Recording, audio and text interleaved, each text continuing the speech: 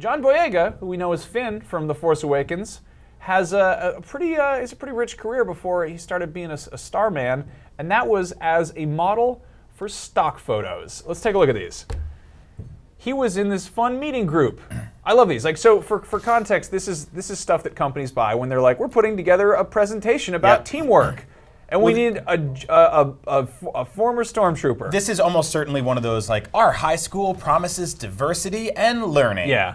Learning to use your printer together. Also, I love that he's in this because look at the terror in his eyes. Yeah. He's like, I was trained for this, but I can't do it. Also, yeah, very, very mild Force Awakens spoilers, but John Boyega's character kind of insinuates, or it is insinuated about his character in the film, that some of the new stormtroopers are actually like basically kidnapped children.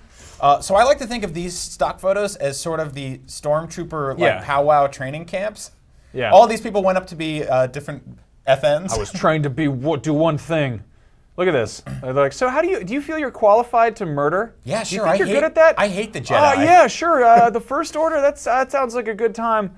I like this one because it looks like they're playing like StarCraft. Yeah. But, you know, look at that.